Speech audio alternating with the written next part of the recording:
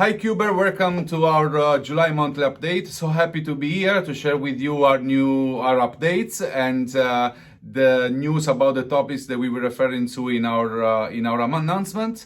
And of course, as usual, at the end of my speech about our topics, we will get on your questions.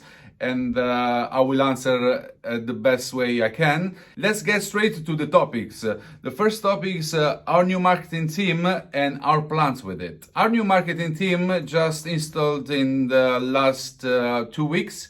So we spent most of the time not posting, not updating the community because we wanted to focus mainly on the strategy and the actions we're going to take from now on. What's the difference with the past? We're quite tired basically of what's happening with the bear market. Last time it happened, it took about 4 years to recover. So we said, we're strong, company strong, everything behind it support KubeCoin and the verticals in our fintech environment.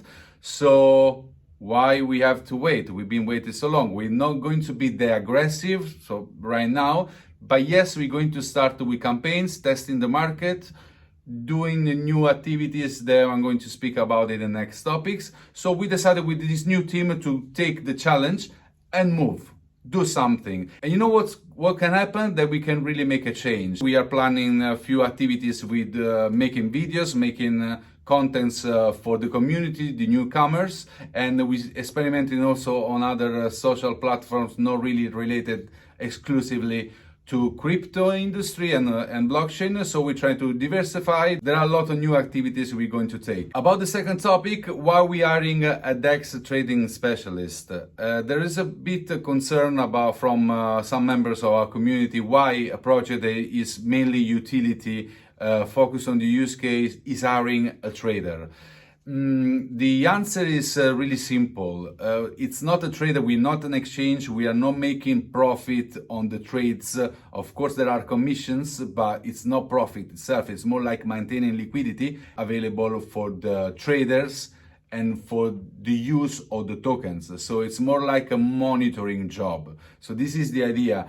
You know that we need to implement the slippage, we need to implement a lot of DEX functionalities to make you pay work efficiently for your use. To do so, we need to have a clear monitoring of all the transactions we have. And we definitely need someone that takes over. The third topic is the success story for Flycube. This is really important, guys, to understand that here we don't have only KubeCoin. We have a full ecosystem of startups and they are successful. We have a lot of concerns about the stability of the company, the project, the bear market. Investors that started with us about 1.5 years ago, 2 years ago with the pre-sale. So they're waiting to get their earnings out of it. We totally understand that. But you also need to understand that we always say this is a long-term project and it's stable from the beginning because it doesn't come from 2-3 guys that decided to create a cryptocurrency. It comes from an established company since 2017. And about this, long story short, Flycube has been through a lot of pain, a lot of trouble during COVID-19. What we did, we started diversifying investment, we started to take it as an opportunity, and then we built up the ecosystem during COVID-19, and then KubeCoin, KubePay, the other verticals in fintech, the other investments we did at that time. Flycube, after 2 years rebuilding after COVID, now is in terms of revenue that we have like 6 times revenue, 6-7 times the revenue that we had before, just because Flycube is getting back on track because our product is great. So what's happening? The same will happen with KubeCoin. So that's why I'm sharing this with you.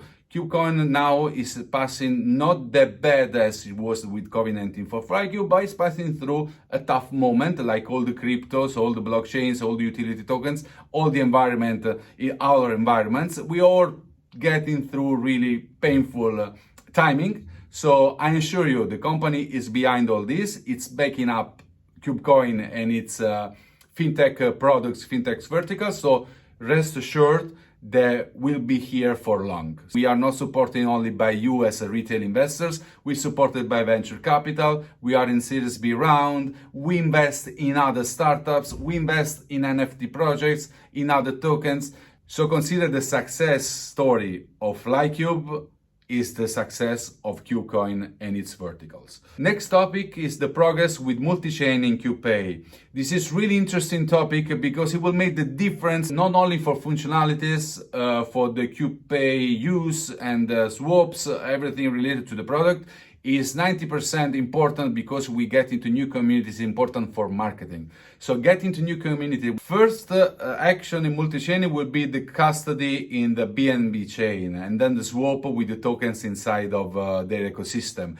Why we're doing this, why it's important not only for the product itself, it's important for marketing, because we're going to reach people that don't know about KubeCoin. We've been for 2 years in the Cardano ecosystem. It's big, huge, made of really educated in terms of blockchain retail investors, but we need to expand. We need to expand to other blockchains, and the Binance one is big.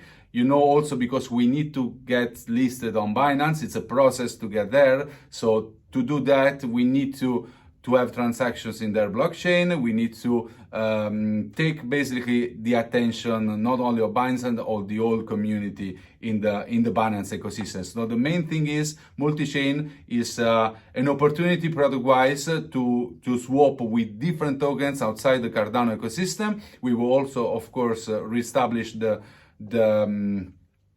transaction swaps with the native token from Cardano.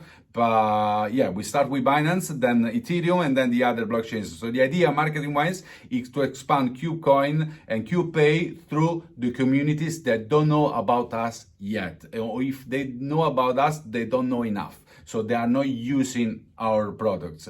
So with this functionality implemented in KubePay, they will have the opportunity to be there. Next topic, DEX slippage and KubePay browser extension. The slippage, you know, we have this issue that in CoinMarketCap, in CoinGecko, KubePay is not reflected as a market. The process to be implemented there is really long. It's not long to be accepted, it's more for us to develop it. Also because it wasn't planned in the roadmap. But as all our users or investors requested it, because they see transactions, there are quite a lot of transactions in KubePay and they don't reflect in the market. So of course you worried about, and I totally understand that, and I agree with you, the missing information in CoinMarketCap doesn't actually add value at the token price. So we definitely need to do that. We're doing this, and the first functionality to get this done as soon as possible is the DEX slippage. It allows in KubePay to have a clear idea for you when you invest or you want to swap or you want to do any transaction in KubePay related to KubeCoin, so you have the exact amount of tokens you're purchasing or you're swapping, and the commission will be reflected fairly. So we want to make it really clear. So that's why we are implementing this DEX slippage is the first thing. And then after this and a few more functionalities needed to get accepted as a market in CoinMarketCap as a DEX, but we're not going to be a DEX. It's just the functionality we have behind. It will be definitely get accepted. The last topic is about exchanges. I'm more focused personally, me and our team, the company, we all focus on use case. We focused on the profit we can make with our verticals in order to invest back in other startups, in innovations. So us in the company, we are more like this. You know, we're not on the trading part. We respect that. We want KubeCoin, the value to go up as much as we want, but we really believe that we need to be supported long term from a perspective, a philosophy of innovation in the use case. But we listen to the community, and we had no intentions to get on exchanges. To start again the negotiations, to speak with the exchanges and new ones and the ones we already speaking since we started. We had no intentions because of the situation with the bear market, because of we're not sure of the volumes we can have. There is really less response from the traders compared with a years and a half ago. But we listen to the community, so we have a dedicated team for this. And we decided to move forward. So I have a pretty good news. So we starting again with exchanges. We have signed 2 days ago the first deal. It was a deal that we had since a long time. We just decided together with the exchange to postpone because of the situation. I'm not going to reveal the exchange. It's my obligation to wait for them to pre-announce. Then we can do all the activities related to it. You know, it happened the same when we released to Huobi, Maxi, Gate, all the other exchanges. So let's wait for them. When they want to announce, we will retweet, follow up. So happy to say that we starting again with the exchanges. The first one is coming. I cannot reveal any details, of course, but it's coming. It's coming. So we will definitely update the community. And we have deals ongoing, already signed, and in negotiation with other exchanges. Just time by time we will reveal them. So rest assured, keep calm. Let's get straight to the questions. So we had quite a few in Telegram and quite a few in Twitter. I just got the questions on paper from my team, so I'm going to read them now. I'm starting from Telegram. First question is Tron Lee. You listen to the community about getting rid of the vesting period, but why are you not listening to the community about the credit card purchases on the app not reflecting on the price? Is it because you're making money on all the transactions fees? Nice question. I told you in the Telegram group that it was really challenging. I really like it. We achieved this after months speaking with the providers, and we are one of there are just a few wallets that can do that. We passed through tough due diligence for this. It took months to get the authorization to use these functionalities. The idea that you want to get rid of it because it's not reflecting the price, despite all the effort to add these functionalities, it's not really about the profit because we're not making profit. KubeCoin is not making profit. It's making is increasing liquidity, is increasing the balances. But all this money go back in the innovation. So the profit itself, we know the company is not making profit with KubeCoin. So rest assured of it. It's more like we add more and more functionalities to make the wallets better and better. So to clarify this, there's no the fact that the transactions don't reflect in the coin market cap, for example, in the token value, it doesn't mean that it affect the value negatively.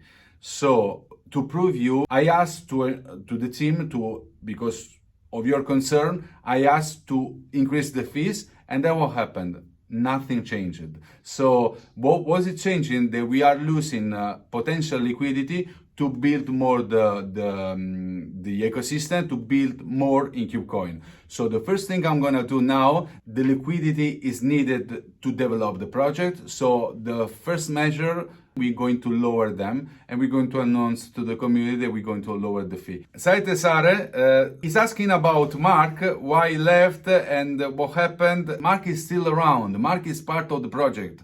Mark is still working with investors.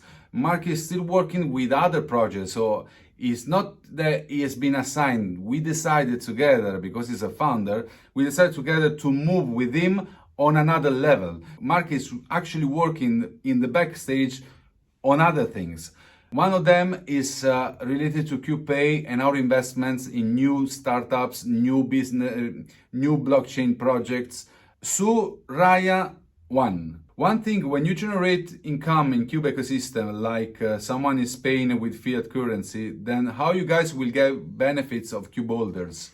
More people buy, purchase, use KubeCoin. That's the basic of our project. More benefits all the investors have long term. So the benefits are related long term to the use case of the coin and the success of the whole ecosystem. That's the interest of the long term investors. There is a user in Telegram, it's just a dot, the username. So you speaking about what's the edge opposed to USDT, basically the stable coins in terms of adoption, and what are our resolution about it, what are the advantages to have KubeCoin instead of a stable coin. The idea to have a stable coin in KubePay for future use case is something that we already are considering. we definitely are considering. We've been speaking with Cardano about it because we were looking for something like this in the Cardano ecosystem. We're not satisfied yet with all we have at the moment, but it's pretty new. Cardano tokens started about 1 year and a half, something like that. When we started, we were one of the first tokens to be released. So it's pretty new. So I'm sure that something will come from the actual project and the new ones coming. We definitely need, for the use case, something stable to reflect the fiat, the US dollar, for in terms of adoption, in terms of usability, in terms of user experience, to get the best performance for something that people don't know how to use. Definitely, I agree with you. We need a stable coin. Vitali, really long, but of course I'm going to shorten it. He's asking about the performance of the website. What we're doing with that, is it doesn't have any impact? Yes. Actually, it's been not abandoned, but there have been not really organic activities. We didn't actually update the website from few months. What we did, the first thing that we started speaking about with the new team, the marketing and product team, is that we need to update it and we need to add extra landing page, anything to make the performance of the website go better. So yes, we definitely were going to feel, in this case, thank you for the suggestion. I really appreciate that. And as a reminder, I take it as a reminder with the marketing and product team to start back working on KubeCoin, because it's been like, for the situation, it's really a few months that we don't update it. So thank you, and we definitely do it. Hand 2003 is asking briefly, is there a referral code in the wallet for some events? This is more related to the NFT collections, because it's a membership related to travel and events. We're going to speak about it as soon as we release the NFT collection. You know that it's paused because of the general situation, the bear market, but we are taking it back. So you will get updates, stay put, because you will get soon updates about it. Kurnia is asking, what's your plan for realize Cube for payment transaction? Because too many projects like this for payments. What makes Cube different from other projects? There's only one thing: no projects are focusing on the real use case. Everybody that's saying this, it's not true. I promise that. I hope there are more projects like ours that sustain, that want to achieve the actual real use for people that are not involved in the blockchain or crypto industry or the bank system or the financial institutions. So this is a token for normal people. So this is our main goal, our main achievement. All the other projects, I don't like to compare at all. I'm not saying names, it's just a general thing that I've seen in the market. With the use of credit cards, with the use of implementation with centralized institutions, they can be banks or financial services, it's not the adoption of the philosophy of blockchain. Blockchain is security, privacy, and the main possibility that you can use your funds as much in the way you want.